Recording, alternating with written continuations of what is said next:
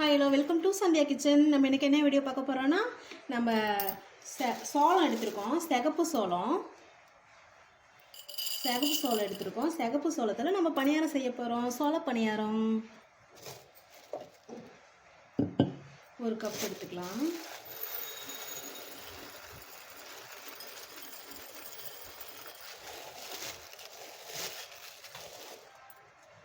ஒரு கப்பு சோளம்,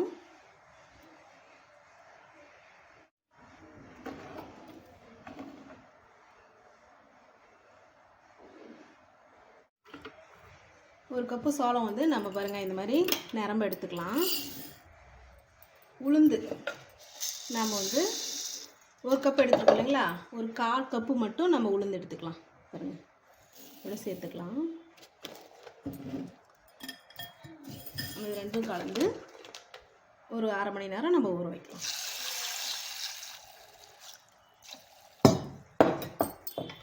இது நல்லா ஊறட்டும். வாங்க வீடியோக்குள்ளே போகலாம். இங்கே பாருங்கள், சோளம் நல்லா ஊறிடுச்சு. நம்ம இதை அரைச்சிட்டு ஒரு அரை மணி நேரம் கழித்து நம்ம வந்து பணியாரம் ஊற்றலாம். ஓகேவா?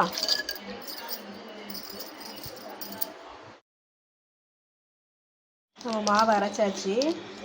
நம்ம வந்து இனிப்புக்கு நாட்டு சக்கரை சேர்த்துறேன். நீங்கள் வெல்லம் கூட எடுத்துக்கலாம், இல்லை சர்க்கரை கூட எடுத்துக்கலாம். நாட்டு சக்கரை இருக்குது, எடுத்துக்கிறேன். ஓகேவா?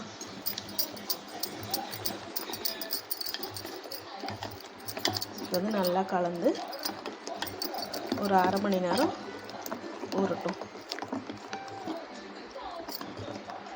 நான் இனிப்பு கம்மியாக தான் எடுத்திருக்கேன். உங்களுக்கு இன்னும் இனிப்பு அதிகமாக வேணும்னா நீங்கள் இன்னும் கொஞ்சம் கூட எடுத்துக்கலாம்.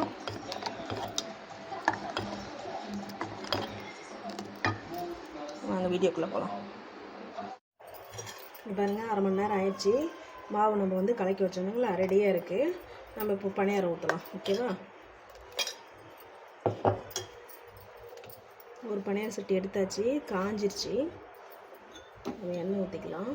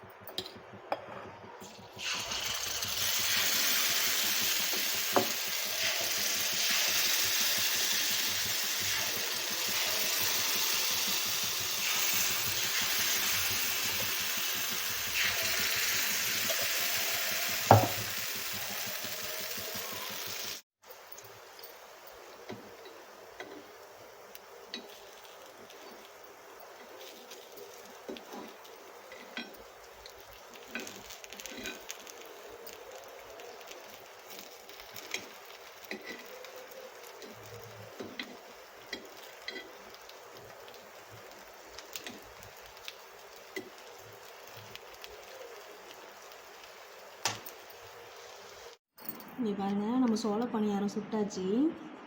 சோளத்தில் நம்ம பணியாரம் சுட்டாச்சு. பாருங்கள் எப்படி சூப்பராக வந்திருக்குங்களா? நம்ம பார்த்துக்கலாம்.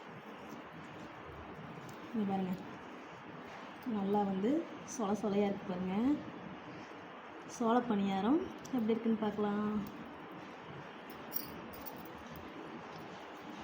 வா ஃப்ரெண்ட்ஸ், சூப்பராக இருக்குங்க. உங்கள் வீட்டில் செஞ்சு பாருங்கள். இந்த வீடியோ பிடிச்சிருந்துச்சுன்னா ஷேர் பண்ணுங்கள், லைக் பண்ணுங்கள், கமெண்ட் பண்ணுங்கள். சோள பணியாரம் சாப்பிட போகிறோம்.